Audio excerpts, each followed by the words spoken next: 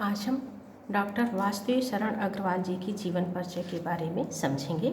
तो जो मुख्य बिंदु है, इनका जन्म 1904 ईस्वी में हुआ, इनकी मृत्यु 1967 ईस्वी में हुई। भाषा शुद्ध परमार्जित खड़ी बोली है।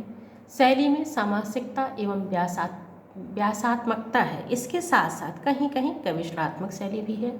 इनकी प्रमुख कृतियाँ हैं पृथ्वीपुत्र, कल्पलता, कला और संस्कृत, वाग्धारा आदि।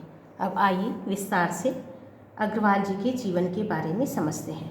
तो डॉक्टर वासुदेव शरण अग्रवाल का जन्म 1904 ईस्वी में मेरठ जिले के खेड़ा नामक गांव में हुआ था। इनके माता पिता लखनऊ में रहते थे, इसलिए अग्रवाल जी का बचपन लखनऊ में ही बीता। 1929 ईस्वी में इन्होंने लखनऊ विश्वविद्यालय से एमए की परीक्षा उत्तीर्ण की। उसके बाद मथुरा के पुरातत्व संग्रहालय के अध्यक्ष पद पर रहे। 1941 ईस्वी में इन्होंने पीएचडी और 1946 ईस्वी में डीलिट की उपाधि को प्राप्त किया और इन्होंने पाणिनि कालीन भारत विषय पर अपना शोध किया। 1946 ईस्वी से लेकर के 1951 ईस्वी तक सेंट्रल एशियन एंटीक्विटीज़ म्यूजियम के सुपरिंटेंडेंट और भारतीय पुरातत्व विभाग के अध्यक्ष पद का भी कार्य इन्होंने बड़ी ही प्रतिष्ठा के साथ और सफलतापूर्वक संपन्न किया। 1951 ईस्वी में काशी हिंदू विश्वविद्यालय के कॉलेज ऑफ इंडोलॉजी में प्रोफेसर नियुक्त हुए। 1952 ईस्वी में लखनऊ विश्वविद्यालय में राधा कुमुद मुखर्जी व्याख्यान नीति की ओर से व्याख्याता नियुक्त हुए थे और व्याख्यान का विषय था पाणिनि।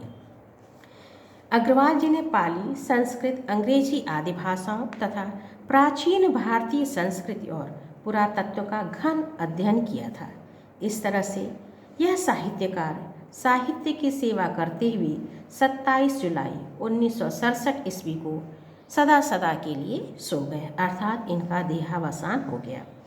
भारतीय संस्कृति, पुरातत्व और प्राचीन इतिहास के ज्ञाता होने के कारण डॉक्टर अग्रवाल के मन में भारतीय संस्कृति को वैज्ञानिक और अनुसंधान की दृष्टि से प्रकाश में लाने की इच्छा थी। अतः इन्होंने उत्कृष्ट जो उच्च कोटि है, उस तरह के अनुसंधात्मक निबंधों की रचना की थी।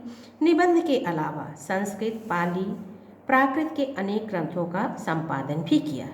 इनकी प्रमुख रचनाएं हैं कल्पवृक्ष, पृथ्वीपुत्र, भारत की एकता, माता भूमि। इसके अलावा वैदिक साहित्य, दर्शन, पुराण और महाभारत पर अनेक गवेषणात्मक निबंध भी आपने लिखे हैं। जायसीकृत पद्मावत की सजीवनी व्याख्या और बाणभट्ट के हर्ष चरित का सांस्कृतिक अध्ययन प्रस्तुत करके इन्होंने हिंदी साहित्य को गौरवान्वित किया। और अग्रवाल जी की भाषा विषय के अनुकूल, प्रौढ़ और परिमार्जित खड़ी बोली है।